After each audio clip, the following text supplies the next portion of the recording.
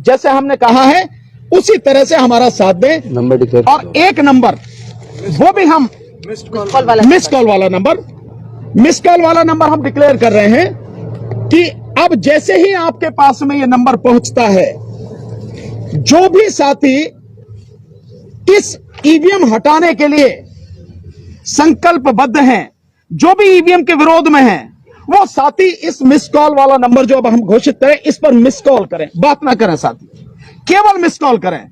और निवेदन मेरा यह है कि वो साथी अपने रिश्तेदारों से, अपने घर वालों से, अपने दोस्तों से, अपने समाज के लोगों से, अपने पड़ोस के लोगों से, जहां भी उनकी पहुंचे, जिसको भी वो कह सकते हैं, फोन कर करके कहें इस नंबर पर मिस कॉल करो, ईवीएम हटाना है।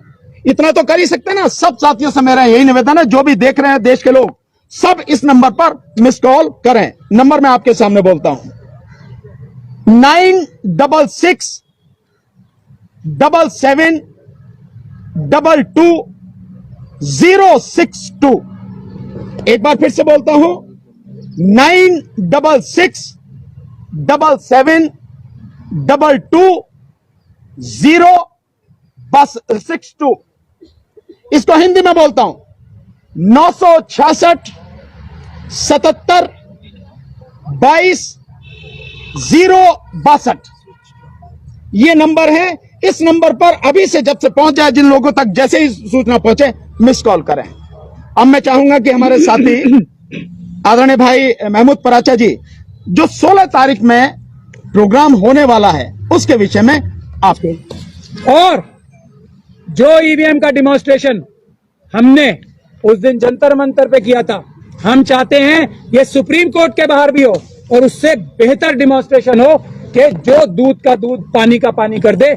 जो लोग ये इलेक्शन कमीशन के बोल रहे हैं अभी कि हमारी मशीनें ठीक चल रही हैं और हमारी मशीनें ठीक नहीं चल रही, हमने दिखाया ना, हमारी मशीन भी तो ठीक चल रही थी। हमारी मशीन क्या कह रही थी? धांधली हो सकती है। उनकी मशीन क्या कह रही है? धांधली नहीं हो सकती। तो भैया दोनों ही चीजें सच है ना। हम अपनी मशीन उन्हें देने को तैयार है, वो अपनी मशीन हमें देने को क्यों तैयार नहीं है?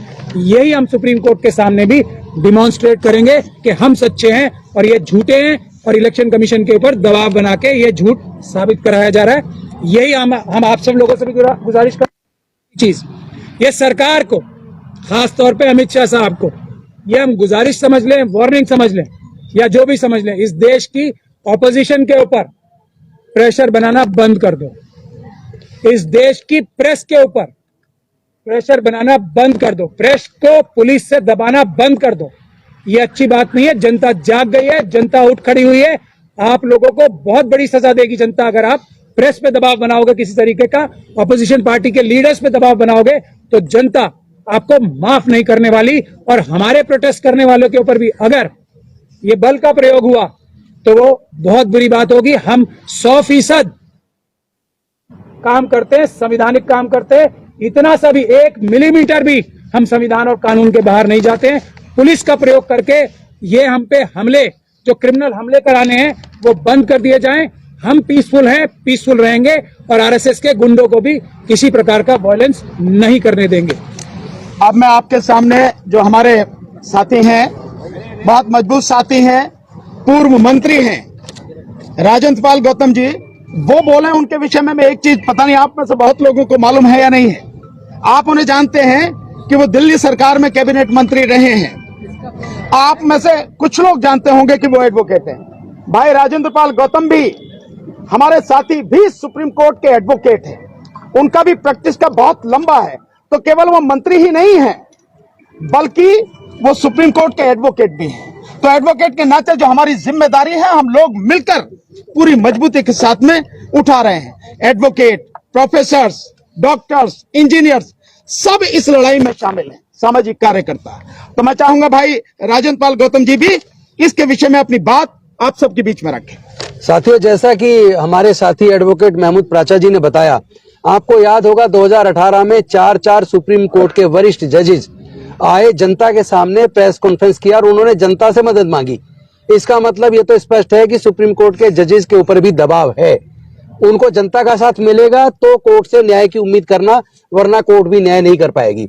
दूसरी बात, माननीय सर्वोच्च न्यायालय ने एक व्यवस्था दी थी कि इलेक्शन कमीशन का जो गठन होगा उसके गठन के लिए 3 सदस्य कमेटी होगी। उसमें एक माननीय प्रधानमंत्री जी होंगे, एक लीडर ऑफ अपोजिशन होंगे और तीसरे चीफ जस्टिस ऑफ इंडिया होंगे। और इस बात को सब लोगों ने स्वीकार भी किया कि ये अच्छी व्यवस्था है। लेकिन इस केंद्र की सरकार ने, जो तानाशाह सरकार है, जो जनतंत्र में भरोसा नहीं करती, जो देश के संविधान में भरोसा नहीं करती, उसने संसद के अंदर एक बिल लाकर उसी व्यवस्था को, जो माननीय सर्वोच्च न्यायालय ने व्यवस्था दी थी, उस व्यवस्था को बदल दिया और उन्होंने कर दिया। अब उस 3 सदस्य जो होंगे उसमें एक देश के प्रधानमंत्री होंगे, एक केंद्रीय मंत्री कानून मंत्री होंगे और तीसरे लीडर ऑफ अपोजिशन होंगे। यानी 2 लोग तो जो केंद्र में सरकार है उसके प्रतिनिधि हो गए। तो फिर जो निष्पक्ष, कहां से इलेक्शन कमीशन जो गठन होगा निष्पक्ष कहां से होगा, इस पे कैसे भरोसा करें। दूसरी बात, जो चुनाव, जो लोकतंत्र के अंदर पारदर्शिता बहुत महत्वपूर्ण है और लोगों का, वोटर का अपनी वोट पर भरोसा होना बहुत महत्वपूर्ण है। पूरे दुनिया में जो विकसित देश हैं जिन्होंने ईवीएम को बनाया है, उसका निर्माण किया है, उन देशों को ईवीएम पे भरोसा नहीं है। और जिन्होंने ईवीएम का इस्तेमाल किया, वहां की कोर्ट्स ने ईवीएम को बैन करके जनता के भरोसे को काम किया और मतपत्र के द्वारा वोट की प्रक्रिया को माना। तो मैं पूछना चाहता हूं देश के इलेक्शन कमीशन ऑफ इंडिया से, मैं पूछना चाहता हूं देश की सरकार से, आखिर क्या उनकी मजबूरी है जब पूरे देश का विपक्ष इस ईवीएम पर भरोसा नहीं कर रहा। देश की जनता, देश का जो मतदाता है, जब वो ईवीएम पे भरोसा नहीं कर रहा, वो लोग चाहते हैं कि वोट बैलेट पेपर से हो, तो फिर केंद्र की सरकार, इलेक्शन कमीशन जबरदस्ती ईवीएम पे ही वोट डलवाने के लिए क्यों जोर डाल रहा है। एक बात। दूसरी बात, इस तरह के कई वीडियोज आए हैं कि जो व्यक्ति खुद चुनाव लड़ रहा है और जिस बूथ पे वो रहता है, जहां उसका पूरा परिवार, रिश्तेदार रहते हैं, जब चुनाव की गिनती हुई और उसमें रिजल्ट निकल के आया, उस अपने बूथ से उसको एक सिंगल वोट नहीं मिला, तो उसका वोट गया कहां, उसका वोट कहां गया। इसका मतलब ईवीएम में गड़बड़ी संभव है।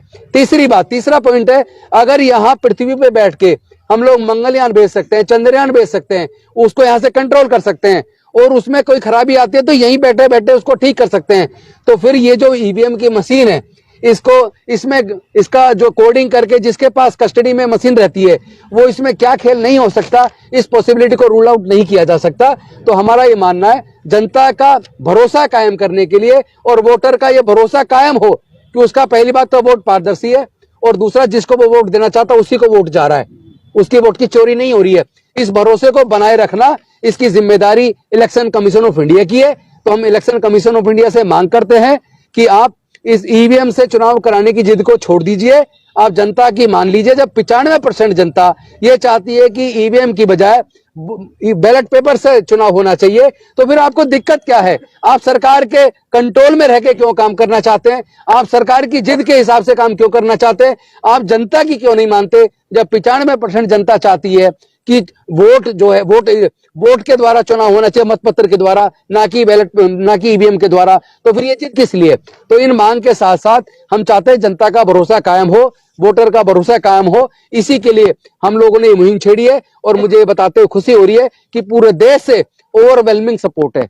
बल्कि हम जो हम अपेक्षा कर रहे थे, जो उम्मीद कर रहे थे, उससे कई गुना ज्यादा हमें लोगों का समर्थन मिल रहा है और लोगों की हम आवाज है। जैसा महमूद जी ने बताया, इन्होंने बताया कि लोग कह रहे हैं कि आपने इस मूवमेंट को, हमारी आवाज को बुलंद तो कर दिया है, आप कहीं बिक तो नहीं जाएंगे, आप कहीं झुक तो नहीं जाएंगे, आप जेल जाने से डर तो नहीं जाएंगे, आपकी हत्या करवा दी जाए कहीं, इस डर से तो आप नहीं झुक जाएंगे। तो मैं देश के लोगों को, जिन लोगों ने हम पे भरोसा किया है, उनको एश्योर करना चाहता हूं, जितने लोग यहाँ बैठे हैं कोऑर्डिनेटर्स, हम लोग मर सकते हैं, बिकेंगे नहीं, झुकेंगे नहीं, डरेंगे नहीं। जो करना है सरकार को कर ले, वो हमें जेल में डालना चाहे गैर कानून के खिलाफ जाके, तो वो डाल दे, क्योंकि वो तो वैसे भी आजकल ईडी, सीबीआई, इनकम टैक्स सब का इस्तेमाल विपक्ष के खिलाफ कर रही है। तो अब अगर विपक्ष मजबूती से आके खुल के नहीं बोल रहा है, लेकिन हम बोल रहे हैं, हमें कोई डर नहीं है। निश्चित तौर पर हम जनता की आवाज बन के, जनता की अपेक्षाओं के हिसाब से इस लड़ाई को अंजाम तक पहुंचाएंगे और ईवीएम से चुनाव नहीं होने देंगे, बैलेट पेपर से चुनाव कराएंगे। धन्यवाद। बहुत बहुत शुक्रिया। अब मैं, हमारे जो बहुत मजबूत साथी हैं और जिन्होंने कई आंदोलनों में न केवल हिस्सा लिया बल्कि कई आंदोलनों को बहुत अच्छी